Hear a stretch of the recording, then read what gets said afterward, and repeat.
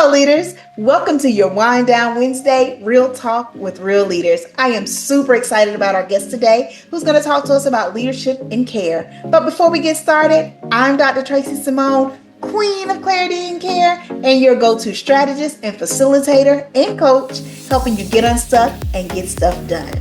Hope you stay around to listen and learn about what care can look like in your leadership. Let's go ahead and get started. Let's talk a little bit about the anchor way. The Anchorway framework allows us to look at leadership through multiple lenses. And the first core part of leadership, the leadership core, is clarity, care, and cohesion. I'm sorry, clarity, connection, and cohesion. And that is actually what your organization and your boat is made out of. We'll talk more about that in weeks to come.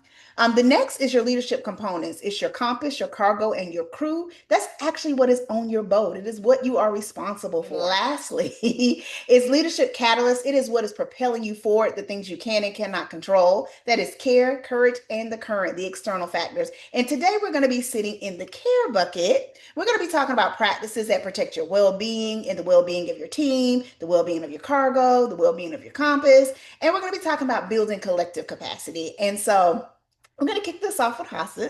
And firstly, Hassan, I'm just going to ask you if you will share with me who you are, a little bit about your leadership journey, and then we'll jump into the questions. Hello, Dr. Tracy Simone. It's always good to see you. My name is Hassan.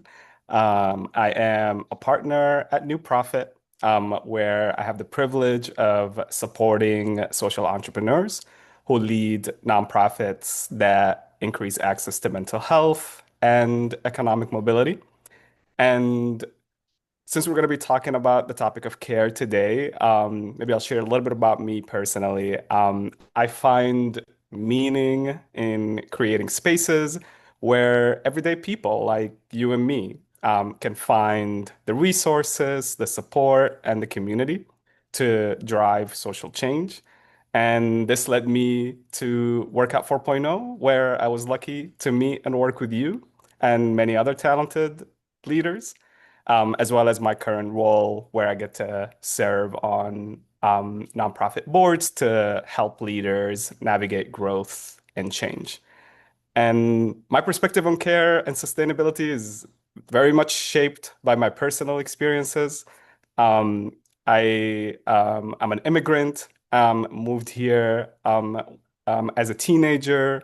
I worked over the past 2 decades to reunite my family here in New Orleans, given the ongoing political conflict in my home country of Sudan. I became a caregiver to my father, who has dementia, and I got to lead a nonprofit through the challenges of the COVID-19 pandemic. So all of the practices that I get to use today have been informed by a lot of trial and error, as I've navigated just life. So excited to be with you today. Thank you for sharing that, Hassan. You are the perfect person to talk to us about care because it is something that you are embodying in your home life as a son, as a husband, as a brother, and then you embody it as a leader of organizations supporting entrepreneurs out here who need so much care to do the work that they do. So Thank you. we are grateful for you Thank you. and people like you. So let's Thank you. start with this first question. Tell me a little bit about what sustainable leadership means to you. Yeah, I really appreciate that question. I think sustainable leadership begins with clearly defined expectations between the organization and its employees. From my personal experience, people come to work really seeking three primary things: meaning, mastery, and money. And for me, it's really important for leaders to get these basics right, first and foremost. You want to really spend the time and energy to get clear and consistent around how you communicate the organization's mission and impact. This is why the work that you do to help leaders find that clarity is really important, so that leaders can remind team members regularly about the North Star that they're rowing towards.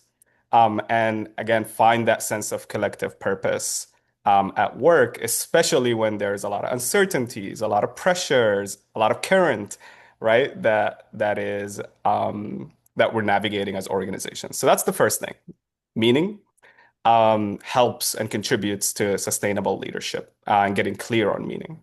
The second is investing in helping people build mastery. Um, Creating a psychologically safe environment where team members can feel comfortable um, taking responsible risks to build their own skills, receiving honest feedback on ways that they can grow. These are things that are really essential for people to continue to grow in the organization. And then third, got to make sure you get the money part right. It is an employment contract, so ensuring fair and transparent compensation, clear policies around benefits, vacation, retirement plans, even sabbaticals, is just really critical to building that sense of sustainability. And I wanted to start with these fundamentals because if you get these basic fundamental expectations right, then you leave room for people to get the wide range of things that they need, the wide range of goals and aspirations that they have outside of work, because work cannot be everything. I know I've learned the hard way that early in my leadership that like you can implicitly communicate unrealistic expectations around what you can get at work, and that can create a really unsustainable work environment, both for the leaders and for staff. So that's why I kind of go back to get the basics right, meaning mastery, money, and then leave room for people to like live life beyond work. Yeah, I love that, Hassan. It's almost like you just gave us the trifecta. Like the triangle is the strongest shape, and Yep, it's almost like meaning, money, mastery, and then you're talking about all this space in the middle that allows breathing room, and it allows for the people that you're working with and for to just grow outside of work. I love that. So, exactly. how do you know when you need care as a leader? I heard a little bit of that sprinkled in there, but tell us more. Absolutely. Yes. I think we all, as people who work in the social sector, nonprofit work, are will always find ourselves in that place where um, prioritizing self-care is really important. Um, One of there's kind of strategies that I have learned over time to um, prioritize. First is just modeling a consistent well-being maintenance routine. Like you don't want to wait until the crisis hits before you kind of dust off your well-being menu. You want to have kind of ongoing practices to maintain um, your like the sense of regulation as a leader. An example that I did when I was at 4.0 and I do now with my work at New Profit is I always schedule openly in my calendar my therapy sessions. Um, Part of that is again just to really be explicit around the needs that I have as just like an as a human being to find support and work on my emotional needs. And also, again, to communicate that some of these needs can be met outside of work, but I can still protect time and set that boundary within my workday to be able to prioritize that self-care. Another is institutionalizing policies within the organization and the culture that, again, signal and demonstrate that well-being is important. An example is, in our work here at New Profit, we bring social entrepreneurs together in person every few months for 3 days. You got a chance to support us in facilitating one of those, Trey Simone. And in the middle of those 3 days, we actually protect a day that is for the social entrepreneurs to care from themselves. And we provide a budget of $250 for these entrepreneurs to design their own well-being day. So what I want to note there is both like the very tactical, practical things you can do in terms of creating policies and design choices, like the $250 budget, like the protecting the day without programming. But then again, you want to remember that well-being looks very different to different people. Their needs will be different. So you can model different strategies, but ultimately you want to trust and respect that people will fill that time and exercise some of these benefits in their own way based on their own needs. Yes, I love that. I love that. I'm hearing transparency as a leader. Like my therapy sessions are in my calendar, because everybody needs to know, like, it's okay to take care of yourself, your mental health, your physical health. um Not waiting to dust off your plan. Usually what I notice is that if I wait to dust off my plan when I really need my plan, I'm so far out that Yep, I forget I even had a plan. So exactly. like making it a habit and a practice to take care of yourself daily, policies built in. I love that you talked about agency and understanding that while we have carved out this time for these social impact entrepreneurs to take care of themselves, we did not tell them what to do.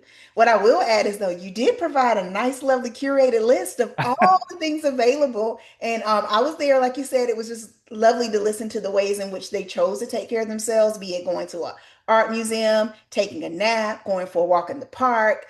It was just beautiful. And I think it was probably one of the best parts of the whole convening was like, Yeah. wow, like we actually feel cared for. Like we're out here doing this work every single day and we're caring for others, but who cares for us? And I Right. think Prophet did a beautiful job of showing what it looks like to care for your people, to care for your crew. Love it, Thank love it, love and it. thank you for helping us design that experience. Yeah, I had a ball. I had a ball. Let's talk about how you create a culture of care without compromising accountability. Mm, that's a really good question. Really good question.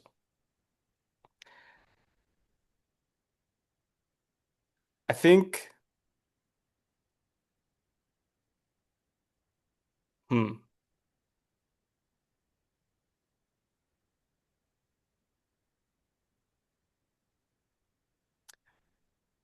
where I'm going, like where I find myself going is again, like going back to the fundamentals. Um,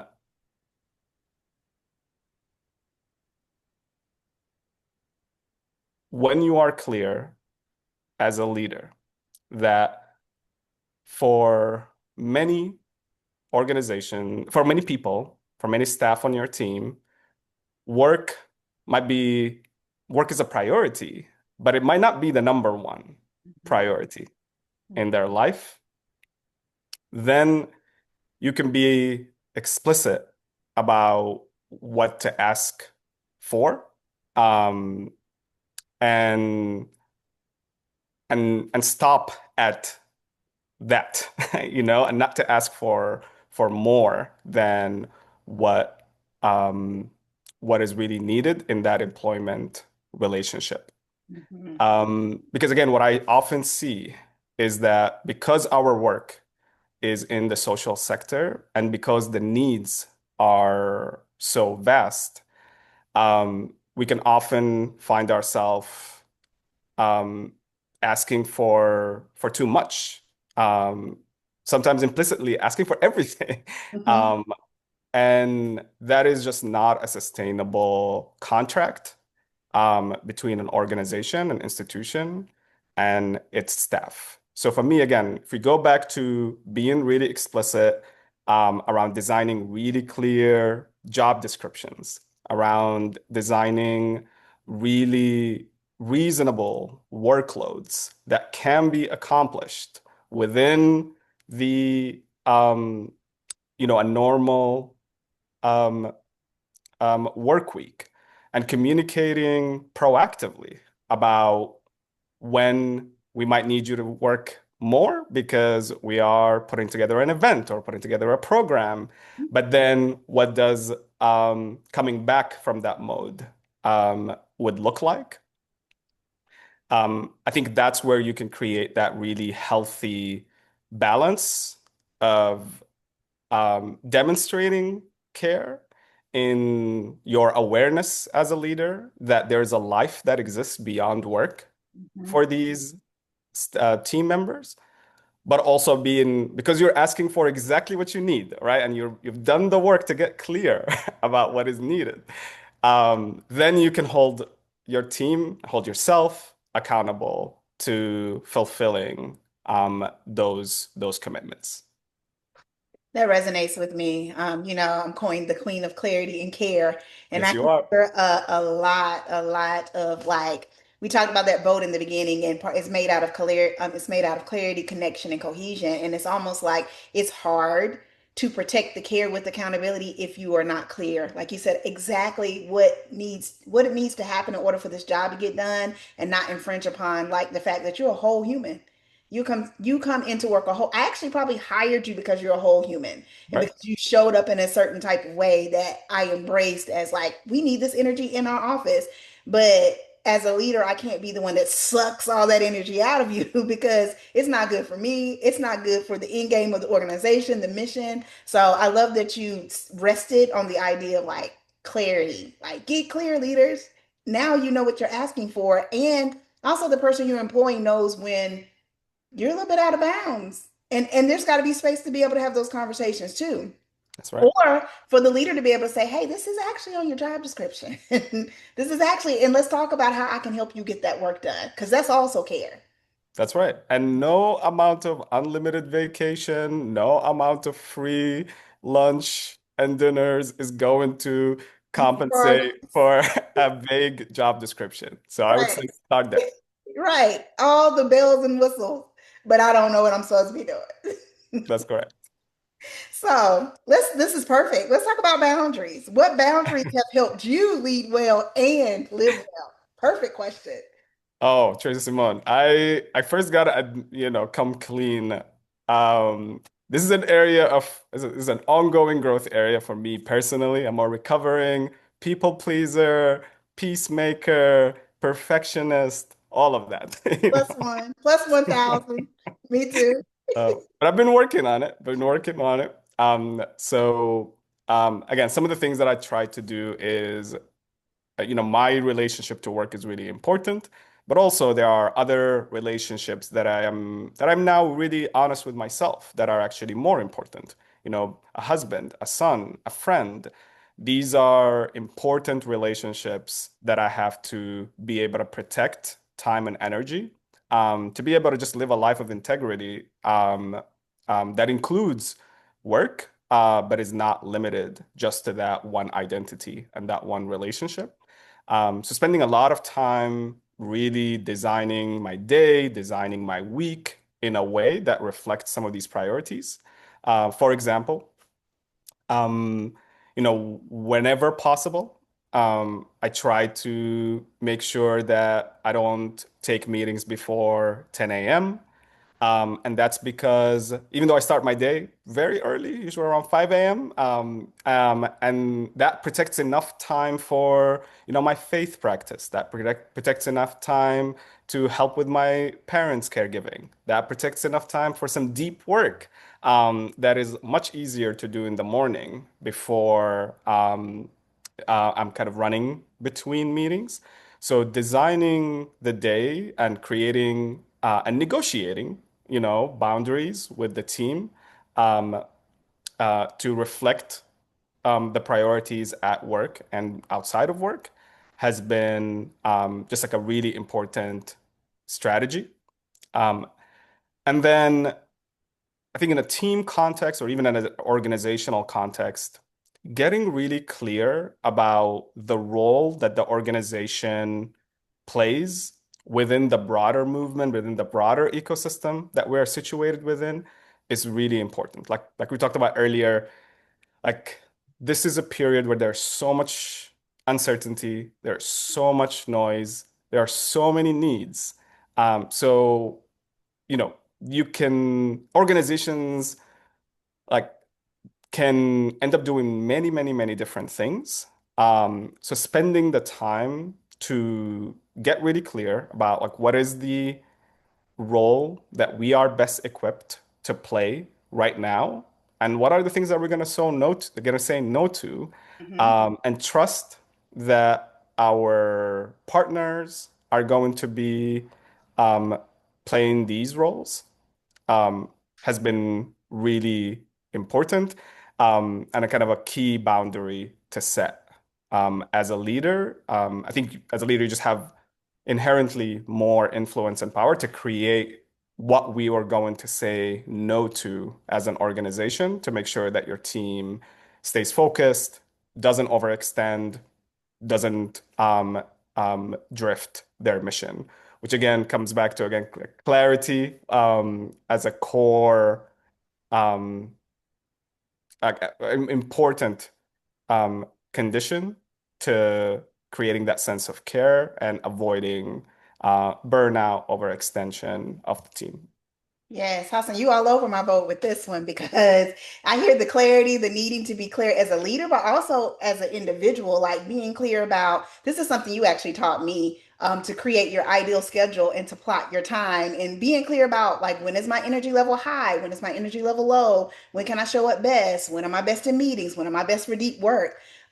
So clarity with yourself. And also I hear some connection in there, like preserving connections with people that matter to you, like your parents, like your wife, like it's important. It's part of that being a whole human. And I also heard you talk a little about the current, the waves that we're floating in, and like the external forces that make us want to react and be reactive, and some courage to be able to say no, that ain't what we do around here.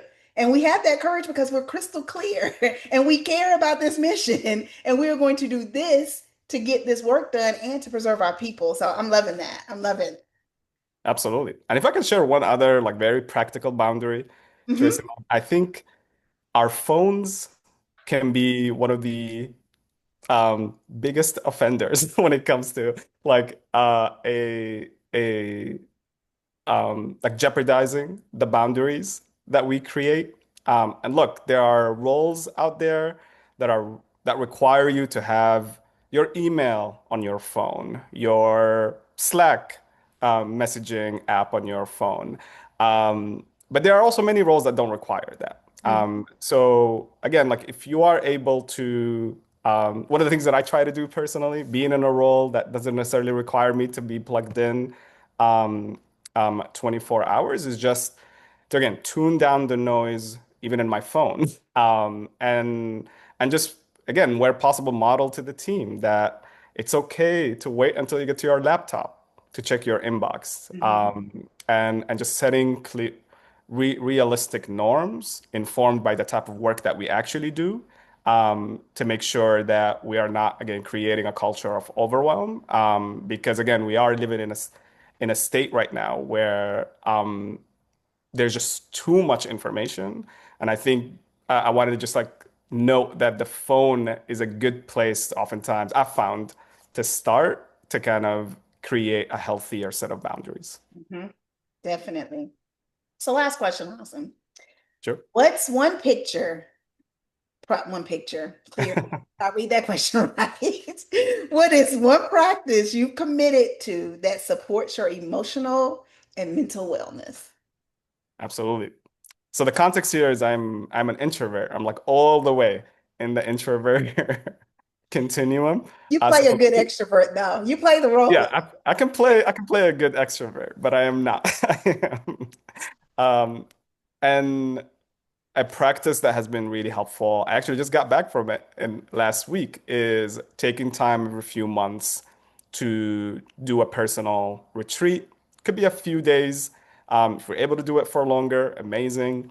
Um, but having a kind of some quote unquote cave time where for me again as a people pleaser, right, like a little bit free from expectations, from responsibilities, just for a limited amount of time is so restorative so that then I can come back to these really important relationships, whether they're at work or at home, with just a lot more energy, a clearer perspective, and again, that clarity that we talked about. I found that practice of just like cave time every few months to be really helpful way to do some just restore emotional energy.